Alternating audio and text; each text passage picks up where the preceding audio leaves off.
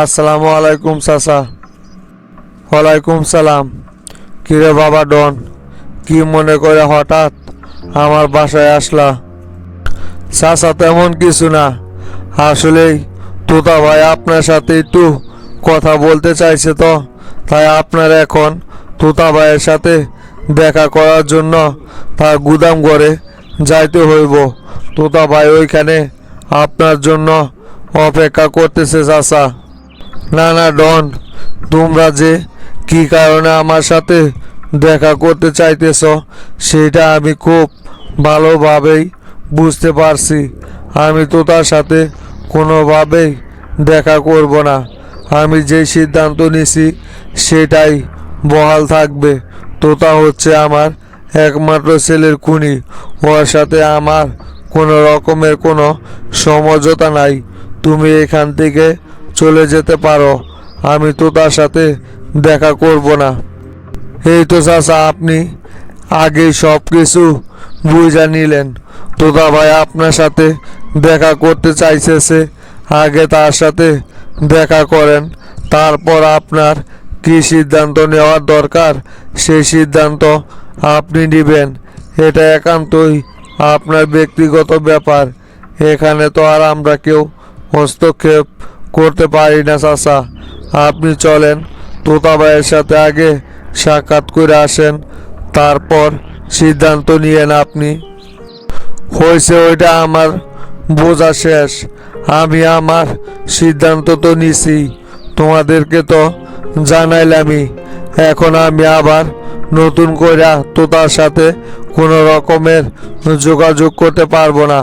তোতারে আমি যদি ফাঁসির দড়িতে না ঝুলাইছি তাহলে আমার মরেও কোনো রকমের শান্তি পাইব না। তাই তুমি ভালোই ভালোই বলতেছি, আমার বাসা থেকে বের হয়ে যাও। আমি তো তার সাথে দেখা করতে যাব না ডন। না, আমি বুঝতে পারছি চাচা, আপনার সাথে এইভাবে কথা বইলা কিছুই হইব না। ভালোভাবে কথা বলতেছি তো, তাই আমার কথার কোনো গুরুত্ব দিতেছেন না। দেখেন চাচা, আপনি মুরব্বী মানুষ, তাই আমি চাইতেছি আপনার গায়ে যেন হাত না দিতে হয়। তাই বলতেছি ভালোই ভালোই এখন আমার সাথে চলেন, তা না হলে জোর করে কিন্তু এইখান থেকে ধরে নিয়ে যাইমু। তোমরা কি এটা মগের মূল্য পায় বইলে নাকি যা ইচ্ছা তাই কইরা বেড়াইতেছ? আমি মুরব্বী মানুষ বইলা কি আমার সাথে তোমরা গায়ের জোর দেখাইতেছ নাকি? দেখো, এই স্বৈরাচন্দ্র কিন্তু বেশি দিন বহাল থাকবো না।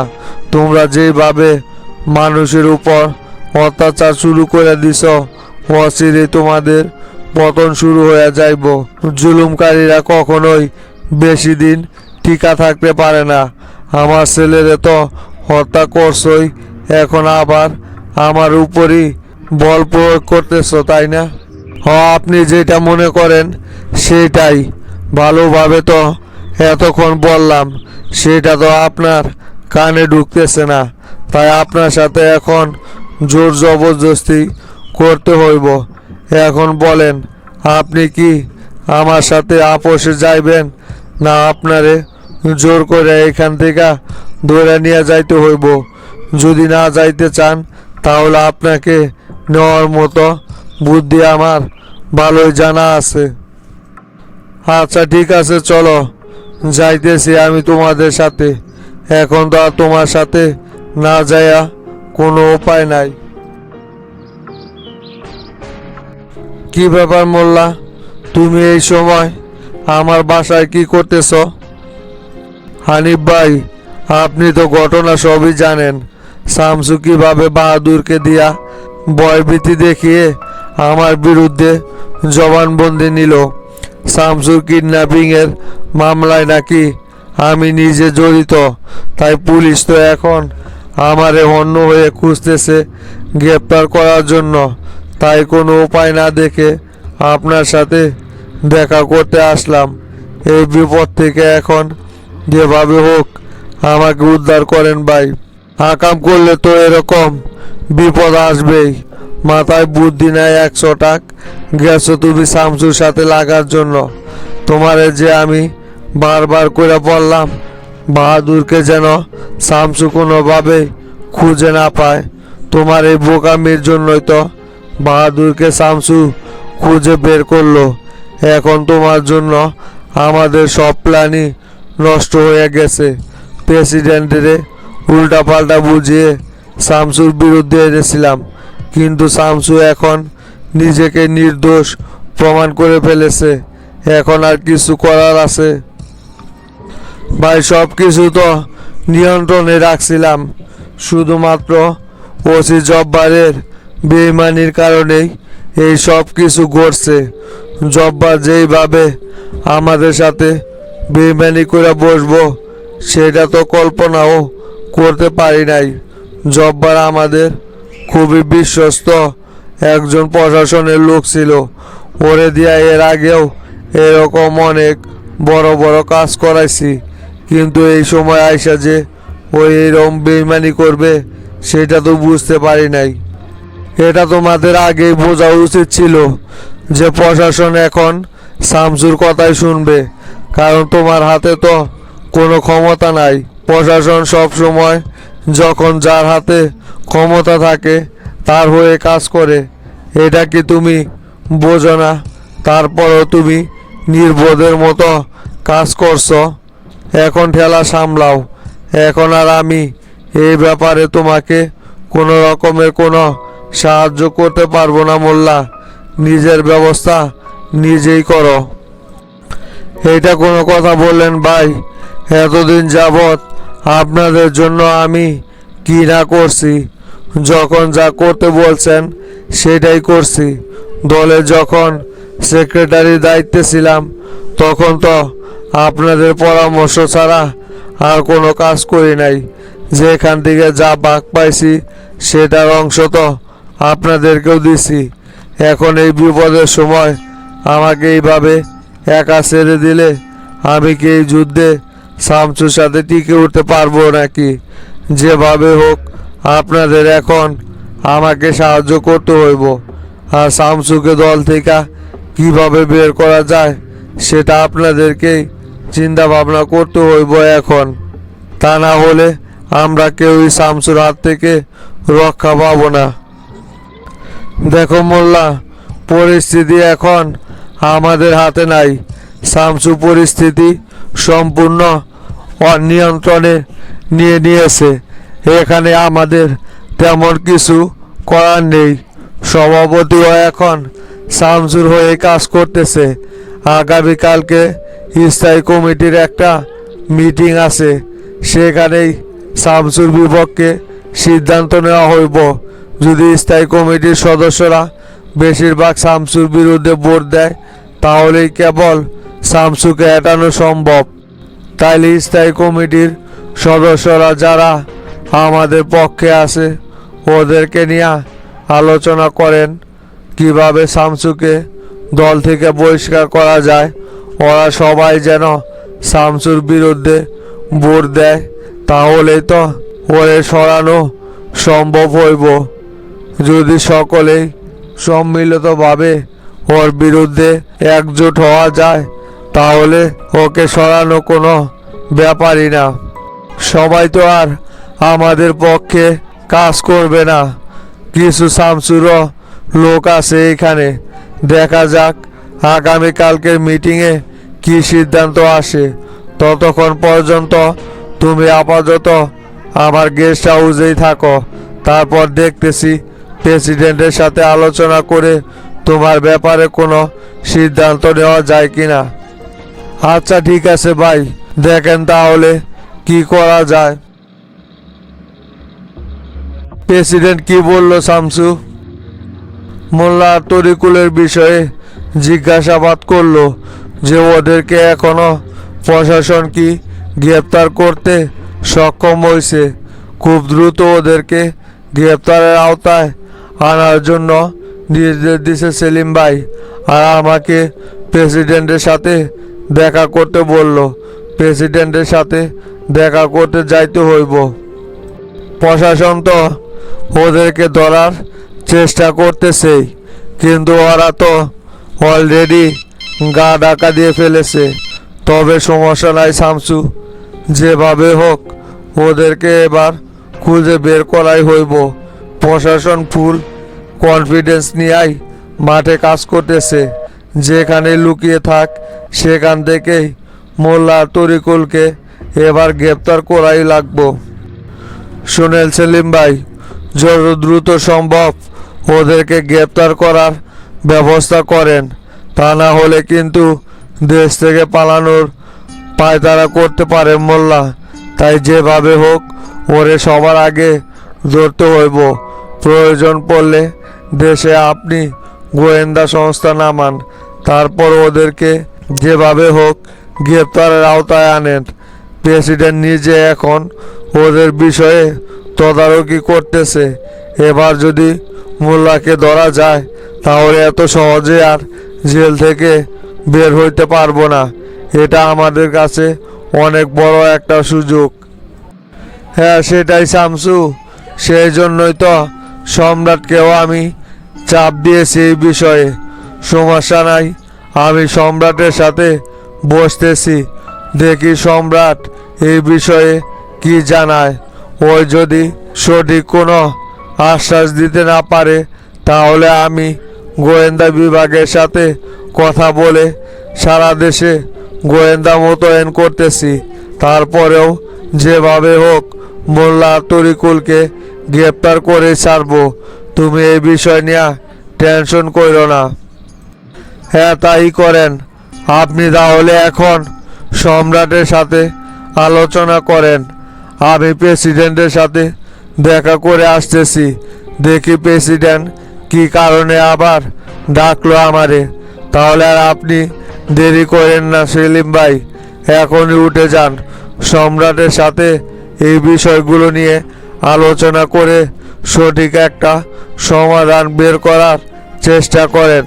আমি গেলাম তাহলে প্রেসিডেন্টের কাছে। চাচা আসসালামু আলাইকুম। ওয়ালাইকুম সালাম। কি ব্যাপার তোতা, তুমি আমার এইভাবে দণ্ডে দিয়া বাড়ি থেকে উঠাই নিয়ে আসলা কেন? আমি তো বারবারই বলছি তোমার সাথে আমার কোনো রকমের কোনো আলোচনা নেই, তারপরেও এইভাবে তুমি দণ্ডে দিয়া আমার বাড়ি থেকে তুলে নিয়ে আসলে কেন? আমারে কি করতে চাও তুমি? নাকি আমার ছেলের মতো আমাকে হত্যা করে সব কিছু দামা চাপা দিতে চাইতেছ? চাচা এইসব কি বলতেছেন আপনি? আমি আপনার ছেলের মতো? দেখেন চাচা, মজনুর বিষয়টা একটা দুর্ঘটনা ঘটে গেছে। ওইটা নিয়ে আমি আপনার কাছে অনেকবার ক্ষমা চাইছি, কিন্তু আপনি আমাকে কখনোই মন থেকে ক্ষমা করতেছেন না। দেখেন চাচা, ওই বিষয়টা নিয়ে আপনি আর মনের ভিতরে কোনো রকমের কোনো কুদ রাখেন না। দয়া করে আমাকে মাফ করে দেন চাচা। আমি বুঝতে পারতেছি ছেলে হারানোর জন্য আপনি অনেক কষ্ট পাইছেন। না না তোতা, আমি তোমারে কখনোই ক্ষমা করব না। আমার ছেলে হত্যার বিচার না হওয়া পর্যন্ত তোমার কোনো ক্ষমা হইব না। যেভাবে হোক আমি আমার ছেলে হত্যার বিচার চাই। এই বিচার না করা পর্যন্ত কোনোভাবেই আমি শান্ত হইব না। দেখো তোতা, তোমার সাথে আমি এত কথা বলতে পারবো না। আমাকে এখান থেকে যেতে দাও।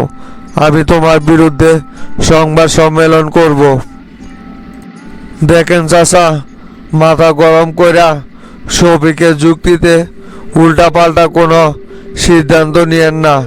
কালকের পরেই আমার নির্বাচন।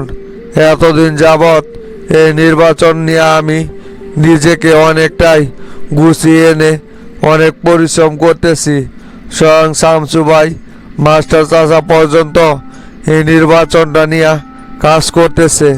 এখন যদি আপনি নির্বাচনের আগে এই ধরনের সিদ্ধান্ত নেন তাহলে তো এই নির্বাচনে আমি কোনোভাবেই পাশ করতে পারবো না। তাই দয়া করে আপনি এই ধরনের সিদ্ধান্ত থেকে বিরত থাকেন। নির্বাচনটা শেষ হোক, পরে শামসু ভাই, মাস্টার চাচা সহ আপনার সাথে এই বিষয়টা নিয়ে বসবো যে কোনো একটা সমাধান করার জন্য। আপনি আপাতত বিষয়টা নিয়ে কোনো আলোচনা করেন না। তোতা ভাই, এই মুরব্বী দুনিয়ার তেরা, ওনার সাথে কথা বলে কোনো কিছু করতে পারবেন না। সবই করবেন একদম ওয়াশ করে ফেলাইছে। আমাদেরকে নির্বাচনে হারানোর জন্যই সবিকে পরিকল্পনা করছে। তাই এর সাথে আপনি কথা বলে কিছুই করতে পারবেন না। যেখানে মাস্টার চাচা হাবিব ভাইও ওনারে বুঝাইতে পারে নাই, সেখানে আমরা কি ওনারে বুঝাইতে পারবো যে মাস্টার চাচা শামসু ভাই এত কিছু করলো, তাদের কথাই শুনতেছে না? সমস্যা নাই রে ডন, কথা না শুনলে তাদেরকে কিভাবে কথা শোনাতে হয় সেটাই তো তার খুব ভালো করেই জানা আছে। শোনেক ডন, এই গোডাউনের ভিতরেই সগির চাচারে তালা বন্ধ করে আটকায় রাখ। নির্বাচন শেষ হইব, তারপর ওনারে এইখান থেকে ছাড়া হইব। তাছাড়া এনার কোনোদিনও শিক্ষা হইব না। ভালোভাবে বুঝিয়ে বলতেছি তো, সেটা ওনার গালে লাগতেছে না। এই তো এতক্ষণে সঠিক সিদ্ধান্ত নিছেন। ওনার সাথে ফাও বকর বকর করে সময় নষ্ট করার কোনো প্রয়োজনই নাই। আপনি বের হন, আমি এখানে তালা বন্ধ করে আসতেছি। দেখি এবার সবিক কিভাবে সগির চাচারে দিয়া আমাদের বিরুদ্ধে সংবাদ সম্মেলন করায়। আসসালামু আলাইকুম। ওয়ালাইকুম সালাম। কিরে তো তাইছস? দাদারাই রইলি কে ওইখানে? বসেক। কিরে তোতা, কি খবর তাইলে? মজনুর বাপের সাথে কি পরে ওই বিষয়টা নিয়ে কোনো কথা বলছিলি? মজনুর বাপ তো উল্টা মারছে রে, আমাদের কথাও শুনতেছে না। এখন নির্বাচনের আগে যদি সংবাদ সম্মেলন করে তাহলে কিন্তু সব শেষ। এটা নিয়ে হাবিব ভাইয়ের আমি টেনশনে আছি। কি করলি? তোরে যে কথা বলতে বলছিলাম, কথা বলছিলি? চাচা, কথা বলছি, কিন্তু ওনার সাথে কথা বইলা কোনো রকমের কোনো লাভই হয় নাই। এই লোকের মনে হয় কারের রক একটা টেরা আছে। সবিকের যুক্তি শুনা সে যে এক জায়গায় আছে, সেখান থেকে কোনোভাবেই লড়াচড়া করে না। তাই বাধ্য হয়ে আমি একটা কাজ করছি চাচা, ওরে ডাইকে নিয়ে আইসা আমার গোডাউনে আটকায় রাখছি। নিয়ত করছি নির্বাচন শেষ না হওয়া পর্যন্ত ওরে ওইখান থেকে বের করবো না। বলিস কে রে তোতা, তুই আবার মজনুর বাপেরে গোডাউনে আটকায় রাখতে গেলি কেন? এটা নিয়ে পরে আবার কোনো রকমের কোনো ঝামেলা হইব না তো? শামসু যদি বিষয়টা শুনতে পারে তাহলে কিন্তু এটা নিয়ে কোনো রকম ঝামেলা করতে পারে। এমনিতেই শামসু কিন্তু ওই বিষয়টা নিয়ে তোর উপর আগে থেকে রাখ। দুরু চাচা, যা হবার হোক সেটা নির্বাচনের পরও হইব। নির্বাচনের আগে তো এই ঝামেলাগুলো শেষ করতে হইব। আমাদের এই সাজানো গুজানো মাটকি মজনুর বাপের কারণে নষ্ট কইরা শফিকের হাতে ক্ষমতা তুলে দিব নাকি? যাতে করে শফিকের হাতে ক্ষমতা তুলে দিতে না হয়, সেই জন্যই তো বাধ্য হয়ে এই কাজটা করছি। কিন্তু ওনারে তো অনেক বুঝাইলাম, কোনোভাবেই কাজ হইল না। তাছাড়া এখন আর কি করার আছে আমার বলেন? আচ্ছা ঠিক আছে, যেহেতু আটকাই ফেলাইছস, এখন আর কি করার? এখন ছাইরা দিল আবার নতুন কইরা আরেক ঝামেলা তৈরি হইব। থাকতে থাক, দেখা যাক কি হয়। চল তোরে নিয়ে যে এসপি অফিসে যাইতে চাইছিলাম সেইখানে যাই। হাবিব ভাইয়েরও ফোন দিছিলাম, উনিও এসপি অফিসে যাইব। দেখি নির্বাচন নিয়ে প্রশাসন কি প্রস্তুতি নিল। স্যার, এখন তাহলে কি করবেন? মোল্লা যে সমস্ত জায়গায় যাওয়ার কথা, প্রত্যেকটা জায়গায় তো খুব সুন্দরভাবে খোঁজাখুঁজি করলাম, কিন্তু কোনো জায়গায় তো মোল্লার কোনো খবর নাই। আমার মনে হয় মোল্লা আমরা যাওয়ার আগেই গা ঢাকা দিছে। ওরে এখন খুঁজা বের করতে অনেকটাই বেগ পোহাইতে হইব। যখনই শুনছে ওর নামে মামলা হয়েছে, সাথে সাথে গা ঢাকা দিছে। পালিয়ে কই যাইব? যেভাবে হোক আমার হাতে ওরে ধরা পড়তে হইব। এই দুর্জয়ের হাত থেকে কোনোভাবেই পালিয়ে থাকতে পারবে না। প্রয়োজন পড়লে সারা দেশে চিরুনি তল্লাশি চালাইব, তারপরেও এই কাদের মোল্লাকে যেভাবে হোক গ্রেপ্তারের আওতায় নিয়ে আসবই। এবার একটু ওর মহাখালীতে যে বাসভবনটা ছিল ওইখানে যাও তো দেখি ওই দিক করে পাওয়া যায় কিনা। আমার মনে হয় না স্যার ওইখানে যাও কোনো রকমের কোনো ফায়দা হইব। এই লোক এখন জীবনে ওর বাড়িতে থাকবে না। দেখেন গা, জনতা পার্টিরই কোন বড় নেতার বাসায় গিয়ে আশ্রয় নিয়েছে। মোল্লা খুব ভালো করে জানে যে পুলিশ ওরে এখন হন্য হয়ে খুঁজবে, তাই পুলিশ যাতে এই সমস্ত নেতাদের বাসায় না যায় সেই জন্য ওই নিজেকে নিরাপদে রাখতে দেখেন গা জনতা পার্টির কোনো বড় সড় নেতার বাসায় লুকিয়ে আছে। সমস্যা নাই হাসান, যেখানে লুকিয়ে থাক না কেন সেখান থেকে ওরে খুঁজা বের করব। ওরে তো এখন লিড দিচ্ছে জনতা পার্টির স্থায়ী কমিটির সদস্য হানিফ এবং তোফায়েলরা। ওরাই হয়তোবা ওকে নিরাপদ কোনো জায়গায় লুকিয়ে রেখেছে। কিন্তু সমস্যা হচ্ছে এদের বাসায় রেড দিতে হইলে তো আগে আদালত থেকে পারমিশন নিয়ে আসতে হইব। তাছাড়া তো আর আমরা ওদের বাসায় কোনো রকমের অভিযান চালাইতে পারি না। হ্যাঁ স্যার, সেইটাই তো আমি আপনারে বলতেছি। ও এই সুযোগটাই কাজে লাগিয়েছে, কারণ খুব ভালো করে জানে যে আমরা এই সমস্ত সিনিয়র নেতাদের বাসায় কখনোই রেড দিব না, আর আমাদেরকে সেটা করতেও দিব না। সেই জন্য দেখেন গা এদের বাসায় লুকিয়ে আছে। বিষয়টা শামসু স্যার এবং স্বরাষ্ট্রমন্ত্রী সেলিম স্যারকে জানাইতে হইব। ওনারাই একটা সমাধান দিবনি কি করে মোল্লারে বের করা যায়। তুমি ঠিকই বলছো, এটাই করছে ওরা। বিষয়টা এখন আমাদের সম্রাট স্যারকে আগে জানাইতে হইব। দেখি স্যার এই ব্যাপারে কি সিদ্ধান্ত নেয়। স্যারের সাথে আগে আলোচনা করি। আমাদের আরও আগেই সতর্ক হয়ে এইখানে আসাটা দরকার ছিল, কিন্তু আমরা এখানে আসতে দেরি করে ফেলেছি, যার কারণেই মোল্লা এখান থেকে গা ঢাকা দেওয়ার সুযোগ পাইছে। তাহলে এখন গাড়িটা স্টেশনের দিকে ঘোরাও, স্যারের সাথে আগে এই বিষয়ে কথা বলি। কি ব্যাপার চাচা, থানায় কথা বইলা কি বুঝতে পারলেন? পুলিশের ভূমিকা কেমন হতে পারে? কাল বাদে পরশুই তো নির্বাচন। তো তারা যদি দলীয় পাওয়ার ব্যবহার করে নির্বাচনে কোনো রকমের কারচুপি করতে চায়, তাহলে তো আমরা প্রশাসনিক সাহায্য না পেলে কোনোভাবেই ওদের সাথে পেরে উঠব না চাচা। যেভাবে হোক আমাদের তো প্রশাসনিক সাপোর্টের প্রয়োজন আছে।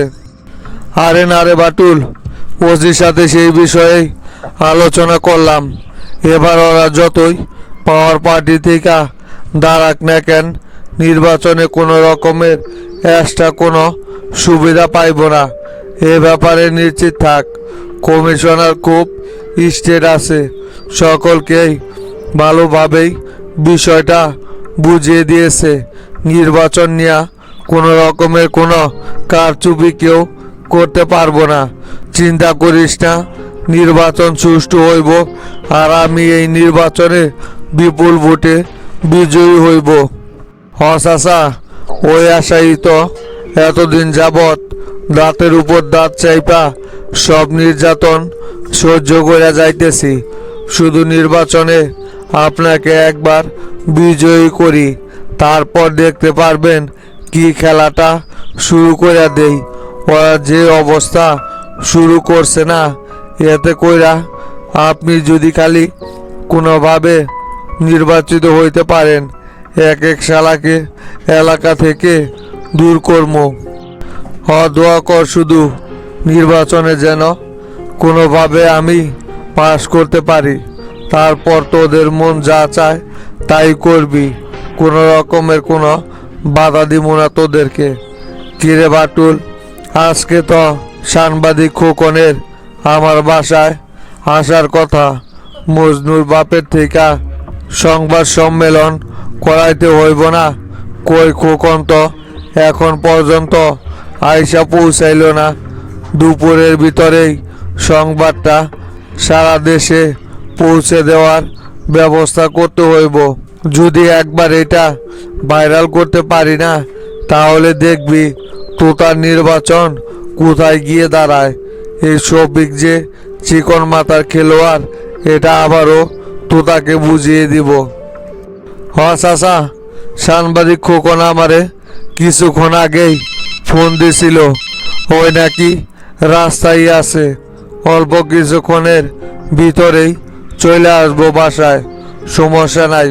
কিন্তু এইদিকে এখন পর্যন্ত তো মজনুর বাপ সগির চাচা আয়সা উপস্থিত হইল না। সময় মতো তো ওনার এই জায়গায় উপস্থিত থাকার কথা, ওনারই তো কোনো খোঁজ খবর নাই। মজনুর বাপের কোনো খোঁজ খবর নাই মানে? তোরে যে আমি থানায় যাওয়ার আগে বললাম মজনুর বাপের সাথে কথা বইলা যত তাড়াতাড়ি সম্ভব মজনুর বাপেরে এই জায়গায় নিয়ে আসা উপস্থিত কর। কি করলি তাইলে তুই? এখন পর্যন্ত মজনুর বাপ নাই, সাংবাদিক নাই, এইদিকে সব কিছু প্ল্যান করে রাখছি। ওরাই যদি সময় মতো উপস্থিত না হয়, তাহলে কিভাবে কি করব? আমি তো চাচা ঠিকই মজনুর বাপেরে ফোন দিছিলাম, অনেক কয়বার ফোন দিলাম, কিন্তু ওনার প্রতিবারই ফোন বন্ধ পাইতেছি। কোনোভাবে তো ওনার সাথে যোগাযোগ করতে পারতেছি না, তাহলে কিভাবে ওনার সাথে কথা বলবো? সমস্যা নাই চাচা, মজনুর বাপ সময় মতো ঠিকই চলে আসবনি, ওইটা নিয়ে টেনশন করার কোনো দরকার নাই। যে চাল চালছি রে, একবার যদি খালি মজনুর বাপেরে দিয়া সংবাদ সম্মেলনটা করাইতে পারি, তাহলে দেখবি খাড়ার উপর মাঠ কিভাবে ঘুরে যায়। তোতার যে কয়টা ভোট আছে না, দেখবি একটা ভোটও তোতার বাক্সে পড়ব না। অনেক বড় একটা সুযোগ হাতে আইছে, তাই যেভাবে হোক এই সুযোগকে আমাদের কাজে লাগাতে হইব। তাই তো চাচা, এটা আমাদের কাছে অনেক বড় একটা সুযোগ। দ্বিতীয়বার এরকম সুযোগ পাইব না তোতারে পচানোর জন্য। এই সুযোগটা সঠিকভাবে কাজে লাগাইতে পারলেই তোতা মাঠ থেকে অটোমেটিক আউট হয়ে যাইব। তাই কোনোভাবেই আমাদের এই প্ল্যান বেচতে দেওয়া যাইব না। দরকার পড়লে আমি এখন চৌকির চাচার বাসায় গিয়া ওনারে ওইখান থেকে নিয়ে আসতেছি। তাইলে তাই কর, বসে রইলি কেন? বিন্টুরের সাথে নিয়া সগিরের বাসায় যা, ওইখান থেকে ওনারে বাসায় নিয়ে আসেক। আর শোনেক, যদি সগিরের কথায় কোনো রকমের কোনো সন্দেহ মনে হয়, তাহলে বুঝিয়ে শুনিয়ে যেভাবে হোক ওরে আমার বাসা পর্যন্ত নিয়ে আসবি। মাস্টার আর হাবিব তোতা যদি এই ঘটনা জানতে পারে, তাহলে সগিরকে দিয়া কোনো রকমের স্টেটমেন্ট বন্ধ করে দিতে পারে। তাই কৌশলে ওরে এখানে নিয়ে আসবি, জোর করে হইলেও ওরে দিয়া জবানবন্দিটা নেওয়াই মুই।